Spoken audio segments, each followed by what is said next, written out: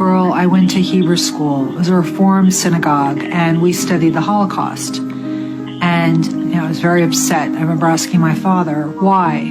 Why did the Germans do what they did? He said they were anti-Semitic, they hated Jews, and I accepted his answer and moved on with my life. But it never resonated with me because in a court of law, for example, there has to be a motive for a crime. If you kill someone, there has to be a motive. Why did they do it?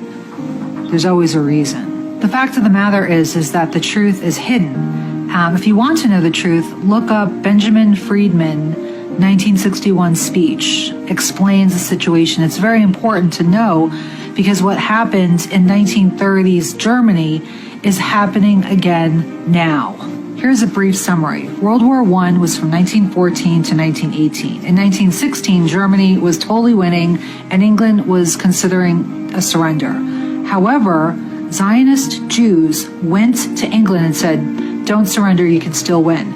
If we bring the Americans into the war and you promise us Palestine, you'll win the war. They had no right to give them Palestine, but that's what happened. And so over 100,000 Americans were killed, over 200,000 Americans injured because of this deal. But that's what happened, and Germany lost. Not only did Germany lose the war, they had to sign the Treaty of Versailles, which was a very unfair reparations agreement, and it crippled the German economy. But when the Germans found out that the Zionists went behind their back, their own countrymen went behind their back and made this deal with England to bring the United States in the war, they were understandably very upset.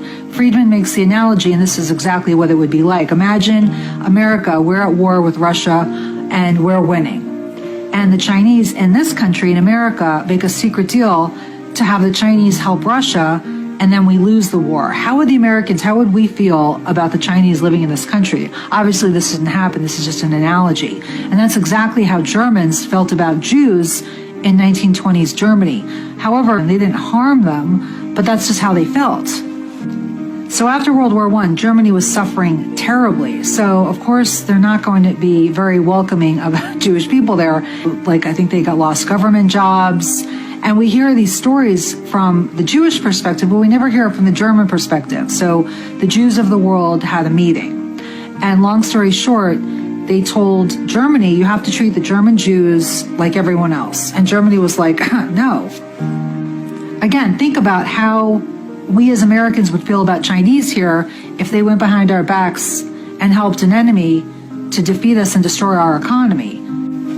So in 1933 Germany, the Jews of the world Jewry, declared economic war on Germany. So the leader of Germany in the 1930s, his initials are AH, he did not initially want to Jewish people, and the Germans too, they just wanted them to leave, and that's exactly what the Zionists wanted. So they worked together, and there's even a coin symbolizing this called the Havari Agreement. And they helped German Jews and their belongings move to Palestine. But here's a question I did not understand even as a little girl. If the people who had the power to get Palestine had the kind of money and power to do that, didn't they have the money and power to stop what was happening to the Jews during World War II, right? And it was because the Zionists were completely focused on establishing Israel. They didn't care about what was happening to the Jews in the concentration camps.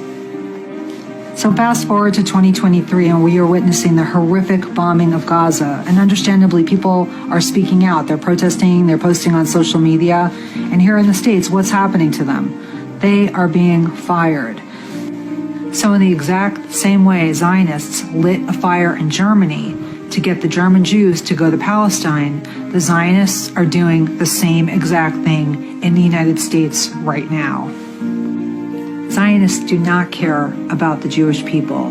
The whole goal of World War I and World War II was to create Israel and destroy strong sovereign nations like Germany, Italy, and Japan, and create a one-world government. And their goal is to take down the American economy. And we need more Jewish people to speak out. That's why I'm making these videos. We've been lied to about our history. You need to relearn everything and speak out because of the way that they look at the Gentiles. And if you read the Talmud, you'll know what I'm talking about. Jews have to speak out en masse. It's the only thing that's going to stop this.